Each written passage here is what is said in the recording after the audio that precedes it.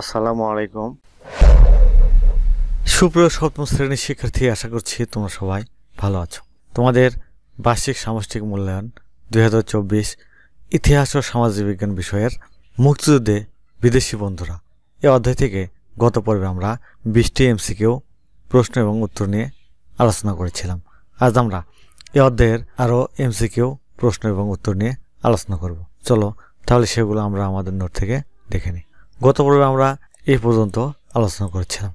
আজ আমরা এখান থেকে শুরু করব। দেখো, গণপ্রজাতন্ত্রী বাংলাদেশ রাষ্ট্রের প্রথম সরকার গঠনের উদ্যোগ নেন কে? তাজউদ্দিন আহমেদ। গণপ্রজাতন্ত্রী বাংলাদেশ রাষ্ট্রের প্রথম সরকার গঠিত হয় কবে?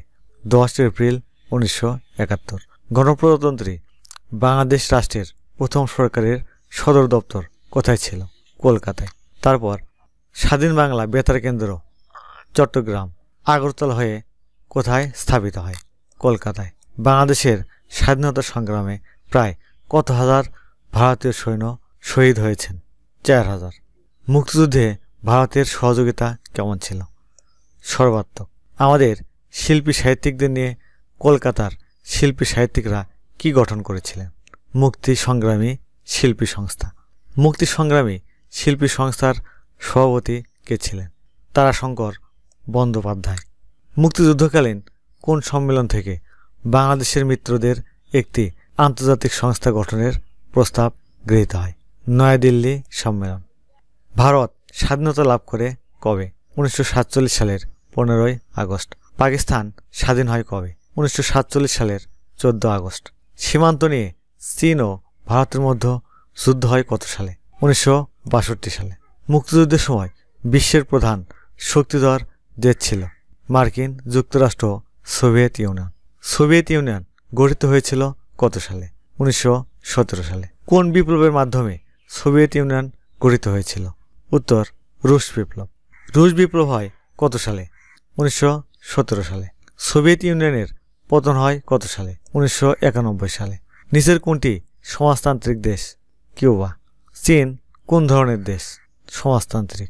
মুক্তিযুদ্ধকালীন বিশ্বের উন্নয়ন ছিল দরিদ্র দেশগুলোকে কি বলা হতো? তৃতীয় বিশ্বের দেশ। কোনটি ঔপনিবেশিক শক্তি হিসেবে পরিচিত? ব্রিটেন। আফ্রিকার বিভিন্ন দেশ উপনিবেশের শৃঙ্খল থেকে একে একে মুক্ত হয়েছে কবে? 1950-এর দশক জুড়ে। কিউবায় সমাজতান্ত্রিক বিপ্লব ঘটে কত সালে? 1959। 60-এর দশক জুড়ে আমাদের দেশের মানুষ কিসের মুক্তির লক্ষ্যে আন্দোলন চালিয়ে গেছে? রাজনৈতিক ও অর্থনৈতিক মুক্তির। বঙ্গবন্ধু 6 দফা ঘোষণা করেন কত সালে? 1966 সালে। বাঙালির মুক্তি সনদ কোনটি? 6 দফা। গামাল আব্দুল নাসের কোন দেশের প্রেসিডেন্ট ছিলেন? মিশর।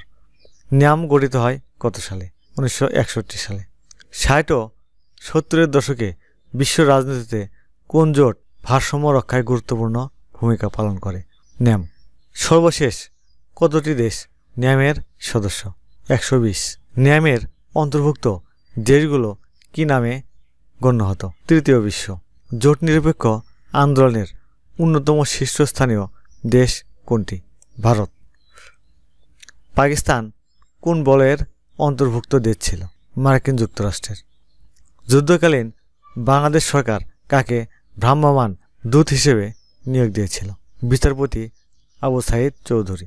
মুক্তিযুদ্ধকালীন জাতিসংঘ নিরাপত্তা পরিষদে পাকিস্তানের অনুকূলে প্রস্তাব উত্থাপিত হলে কোন দেশ ভেটো ক্ষমতা প্রয়োগ করেছিল? Soviet union. জাতিসংঘের নিরাপত্তা পরিষদের স্থায়ী সদস্য রাষ্ট্র কতটি? 5টি। সপ্তম নৌবহর যুদ্ধজাহাজটি কোন দেশের? মার্কিন যুক্তরাষ্ট্র। সাইমন রিং কোন দেশের সাংবাদিক ছিলেন? ব্রিটেন। মুক্তিযুদ্ধকালীন মাসকারেনহাসের প্রকাশিত প্রতিবেদনের শিরোনাম কী ছিল? গণহত্যা। মুক্তিযুদ্ধকালীন কার প্রতিবেদন বিশ্বের প্রভাবশালী নেতৃবৃন্দ এবং জনগণকে দারুণভাবে প্রভাবিত করে? Anthony Mascarenhas. বুদ্ধিজীবীরা আলবদরদের হাতে শহীদ হয়েছিলেন কবে? 14 ডিসেম্বর 1971। বিবিসি কোন দেশের সরকারি বেতার কেন্দ্র? ইংল্যান্ড। মুক্তিযুদ্ধের সহায়তার জন্য কোথায় কনসার্ট ফর বাংলাদেশের আয়োজন করা হয়েছিল? New York. কনসার্ট ফর বাংলাদেশের আয়োজন করা হয়েছিল কবে? 1 আগস্ট 1971। কনসার্ট ফর বাংলাদেশে কোন গায়িকা সঙ্গীত পরিবেশন করেন? জোয়ান বায়েজ। পণ্ডিত রবিশঙ্কর ছিলেন সেতারাবাদক। সুপ্রশিক্ষার্থী, এই ছিল তোমাদের মুক্তিযুদ্ধে বিদেশি বন্ধুরা এই অধ্যায়ের গুরুত্বপূর্ণ কিছু এমসিকিউ প্রশ্ন এবং উত্তর। আগামী পর্বে আমরা এই অধ্যায়ের সংক্ষিপ্ত প্রশ্ন এবং তারপরে পর্বে রচনামূলক প্রশ্ন নিয়ে আলোচনা করব। সুপ্রিয় শিক্ষার্থী, তোমরা এখনও যারা সোহান অনলাইন স্কুল ইউটিউব চ্যানেলটি সাবস্ক্রাইব করোনি তারা প্লিজ সাবস্ক্রাইব করবে এবং ভিডিওতে লাইক দিয়ে দেবে। আজ তাহলে এখানে শেষ করছি। আল্লাহ হাফেজ।